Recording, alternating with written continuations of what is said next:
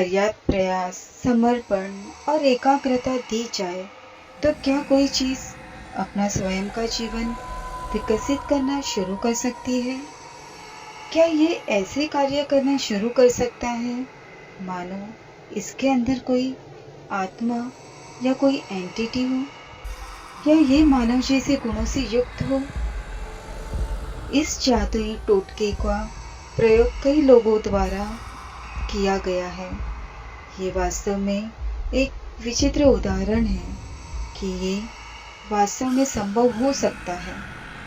एक घटना तब घटित हुई जब एक युवा लड़की को एक अच्छा उपहार दिया जाता है और उसके बाद जो होता है वह परिवार, गांव वालों को परेशान करता है और अंततः यह कहानी भूमि और जल की सीमाओं से बहुत दूर तक फैल जाती है। अजीब, असाधारण एंटिटी जो प्रेतवादित जापानी व्यवसाय में निवास करती है, एक बहुत ही अलौकिक और आध्यात्मिक स्थान जहां मृत जीवित लोगों के साथ संवाद करते प्रतीत होते हैं। ये क्षेत्र ऐसे प्रतीत होते हैं जहां यह आध्यात्मिक शक्ति सबसे अधिक पहचानी जाती है। हेलो फ्रेंड्स, रिधिमा एंटरटेनमेंट में आप सभी का फिर से एक बार स्वागत है। आज मैं आपको जापान की 2 डरावनी कहानियाँ बताने जा रही हूँ। उनमें से एक कहानी है ओकीको डॉल की। टॉयज सबको पसंद होते हैं, स्पेशली डॉल लड़कियों को बहुत पसंद आती है। लेकिन अगर क्या हो जब ऐसे ही नॉन लिविंग थिंग्स टॉयज में जब अपने आप मूवमेंट होने लगे। ऐसी ही एक डॉल की डरावनी कहानी मैं आपको बताने वाली हूँ, जिसके बाल नेचुरली ग्रो करते हैं। तो चलिए हम ये कहानी शुरू करते हैं। ओकीको डॉल की डरावनी कहानी।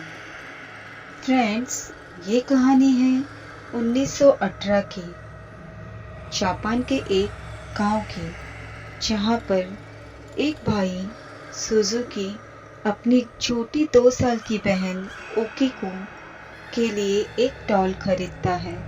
वो ये डॉल जापान के एक एग्जीबिशन में देखता है और ये सुंदर दिखने वाली डॉल को देखकर सुजुकी को ये डॉल अपनी छोटी बहन को गिफ्ट करने का ख्याल मन में आता है। वो उसे तुरंत खरीदता है। डॉल की हाइट 40 सेंटीमीटर थी, जो जापानी ट्रेडिशनल ड्रेसिंग किमोनो ड्रेसिंग में थी, जिसके बाल काले और शोल्डर लेंथ तक थे। जब सुजुकी अपने घर पहुंचा तब उसने ये प्यारा सा तोहफा अपनी छोटी बहन ओकीको को दिया। वो डॉल ओकीको को बहुत ही पसंद आई और वो उसकी सबसे फेवरेट डॉल बन गई और वो इस डॉल के साथ दिन रात खेलती थी। वो अपनी डॉल को अपने ही नाम से पुकारती थी। वो अपनी डॉल को एक पल के लिए भी अपनी नजरों से दूर तक होने नहीं देती थी। एक दिन 1919 में ओकीको बहुत ही बीमार हो गई थी। उसे बहुत तेज बुखार आया और वो मर गई। ओकीको की फैमिली बहुत ही दुखी हो गई, क्योंकि वो सिर्फ 3 साल की ही थी। उसका परिवार उस डॉल को भी ओकीको के साथ ही गाड़ देना चाहते थे, लेकिन किसी कारणवश वो उसे काट नहीं पाए। घर वालों के लिए याद में ओकीको की आखिरी निशानी ये डॉल ही थी और इस डॉल को ओकीको अपने नाम से ही बुलाया करती थी। इसलिए घर वालों ने उस डॉल को उसे न दफनाते हुए ओकीको के याद में अपने पास ही रख लिया। कुछ दिनों बाद सुजुकी ने ये नोटिस किया कि डॉल के बाल सिर्फ शोल्डर लेंथ तक थे, जो अपने आप कमर तक कैसे बढ़ गए। घर वाले भी ये सब देखकर अचंभित हुए, लेकिन उन्होंने ये सब वहम समझकर उसके बाल शोल्डर लेंथ तक काट दिए और कुछ दिन तक उन्होंने इंतज़ार किया। कुछ दिनों के बाद जब उन्होंने देखा कि उस डॉल के बाल अपने आप घुटनों तक बढ़ गए, तो ये सब देखकर बहुत डर गए थे। इसलिए उन्होंने 1938 में नए घर में शिफ्ट होने का फैसला किया। लेकिन घर वाले इतना डर गए थे कि वो उस डॉल को अपने साथ नहीं ले जाना चाहते थे। लेकिन वो ओकीको के प्यार में उस डॉल को अकेला भी नहीं छोड़ना चाहते थे। इसलिए उन्होंने उस डॉल को मेननजी टेम्पल में छोड़ दिया और प्रिस्ट को सारी बात बता दी। प्रिस्ट भी ये देखना चाहता था कि क्या सच में इस डॉल के बाल अपने आप बढ़ते हैं। इसलिए उन्होंने उस डॉल के बाल शोल्डर लेंथ तक काट दिए, जो कुछ दिनों के बाद वो फिर से अपने आप घुटनों तक लंबे हो गए। अब बात ये आती है कि ये सब हुआ कैसे, और कैसे एक डॉल जो नॉन लिविंग थिंग है, जिसके बाल अपने आप लंबे हो जाते हैं। लोगों का ये मानना है कि ओकीको की सबसे फेवरेट टॉय में यही डॉल थी और उसकी जान उसमें बसती थी। तो इसी वजह से ओकीको इस डॉल में कैद है। और वहीं दूसरी ओर कई लोगों का ये मानना है कि ओकीको के डेथ का कारण भी ये डॉल ही है, क्योंकि इस डॉल की वजह से ओकीको को डेथ हुई।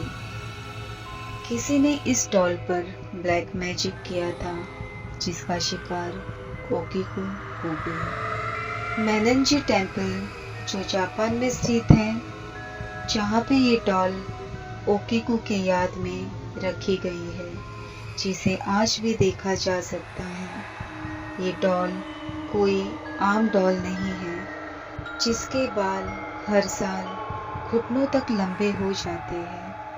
इस डॉल के बालों का घुटने तक लंबे होने का इंतज़ार किया जाता है, जिसे बढ़ने में 1 साल लग जाते हैं, जिसे शोल्डर लेंथ तक काटा जाता है। ये डॉल ओकीको की आखिरी निशानी है, इसलिए इस डॉल को डिस्ट्रॉय नहीं किया गया। इस डॉल ने कभी किसी को नुकसान नहीं पहुंचाया। ऐसा माना जाता है कि ओकीको के मरने के बाद उसकी आत्मा इस डॉल में बसती है।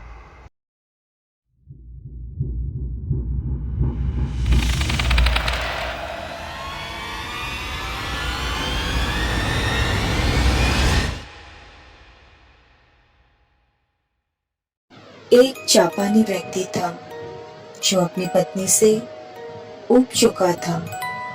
जब उनकी शादी हुई थी तो वो अब तक की सबसे खूबसूरत लड़की थी, जिसके लंबे काले बाल, खूबसूरत भूरी आंखें और कोमल त्वचा थी। हालांकि वर्षों में उसका रूप फीका पड़ गया था और वो मोटी हो गई थी। उसका चेहरा झुर्रीदार हो गया था।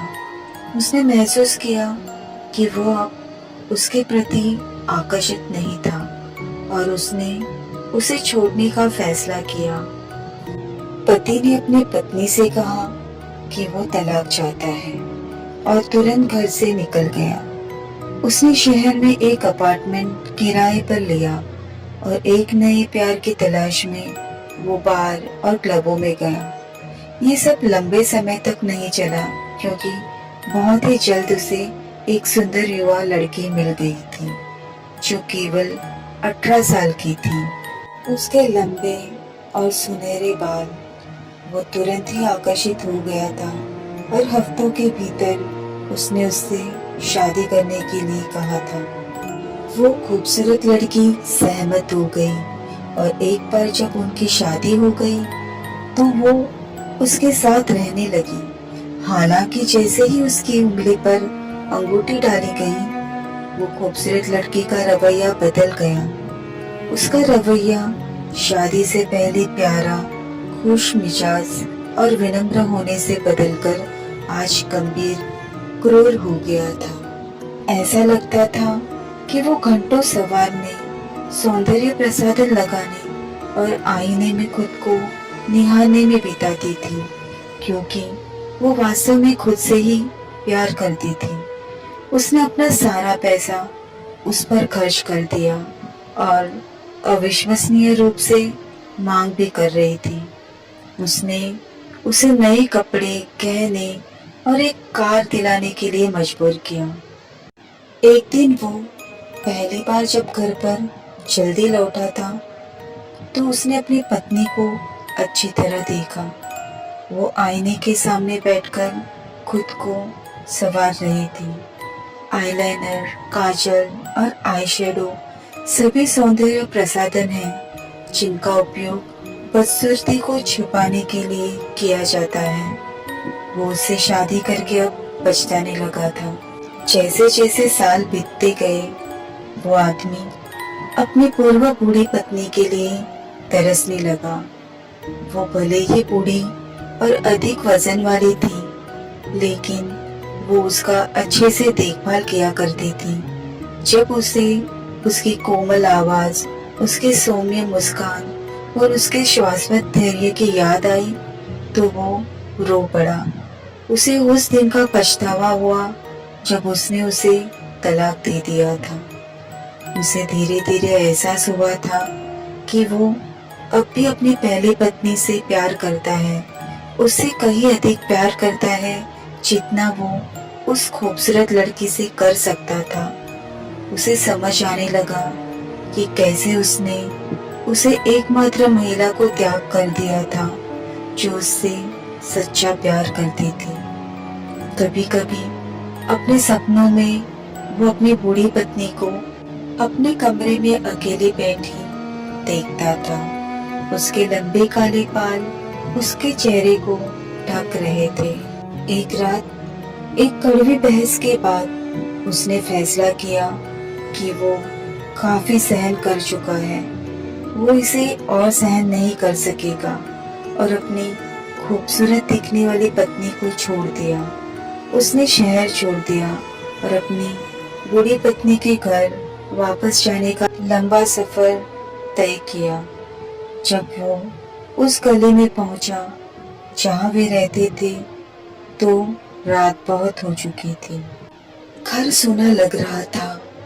बगीचे में लंबी लंबी घास फूस उगी हुई थी और खिड़कियां टूट फूट कर बिखरी हुई थी। छत से टाइलें गायब थी और दीवारें तो ऐसे लग रही थी मानो वर्षों से उन पर पेंटिंग न की गई हो। उसने सामने का दरवाजा खटखटाया, लेकिन किसी ने जवाब नहीं दिया। फिर उसने हैंडल आजमाया और पाया कि दरवाजा बंद नहीं था। वह अंदर चला गया और कमरे खाली और शांत पाए। टूटी खिड़कियों से ठंडी ठंडी हवा चल रही थी। ऊपर जाकर उसने बेडरूम का दरवाजा खोला और अपनी पत्नी को वहां बिस्तर पर बैठा देखकर चौंक गया। वो उसके पास दौड़ा, उसे अपने बाहों में लेकर गले लगाया और उसके कंधे पर अपना सर रखकर रोने लगा।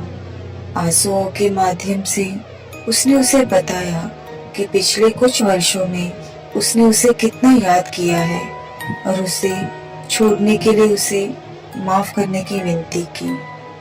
उसका चेहरा उसके लंबे काले बालों से ढका हुआ था, लेकिन उसने उसकी मीठी आवाज अपने कानों में फुसफुसाते हुए सुनी। उसने उससे कहा, मुझे खुशी है कि तुम मेरे पास वापस आए, केवल एक पल के लिए। उसने हंसते हुए उत्तर दिया, सिर्फ एक पल के लिए? मैं हमेशा के लिए वापस आ गया हूँ। अब हम अपना शेष जीवन एक साथ बिता सकते हैं। उसने उसके चेहरे से बाल साफ किए और उसे चूमने के लिए झुक गया, लेकिन जब उसने अपनी आंखें खोली तो वो भयभीत होकर चिल्लाया। उसका चेहरा एक गंदी ढलती हुई खोपड़ी जैसा था। वह भयभीत हो गया। उसे एहसास हुआ कि जिसे उसने अपनी बाहों में पकड़ रखा था वह धूल भरी पुरानी हड्डियों और लंबे रेशेदार काले बालों की एक पूरी के अलावा कुछ नहीं था। वो आदमी अपने पैरों पर खड़ा हो गया और घृणा से हड्डियों को उससे दूर फेंक दिया। वो वहां मंद रोशनी में खड़ा था, कांप रहा था, क्योंकि उसके पूरे शरीर में एक घृणित भावना फैल गई थी। वो नीचे की ओर भागा और सामने के दरवाजे से बाहर चला गया। सड़क पर उसे उसका एक पड़ोसी मिला और उसने उस पड़ोसी से जानना चाहा कि पुराने टूटे फूटे घर में कौन रहता है। उस आदमी ने उससे कहा, अब उस घर में कोई नहीं रहता है। पड़ोसी ने कहा, वर्षों पहले यहाँ एक महिला रहती थी जिसके पति ने उसे किसी दूसरी महिला के लिए छोड़ दिया था। उसने दूसरी महिला से शादी करने के लिए उसे तलाक दे दिया। वो बहुत ही परेशान रहा करती थी। उसे ऐसा लगता था कि एक दिन उसका पति लौटकर वापस आएगा। उसका इंतजार कर कर वो थक चुकी थी। उसने जल्द ही खुद को मार डाला।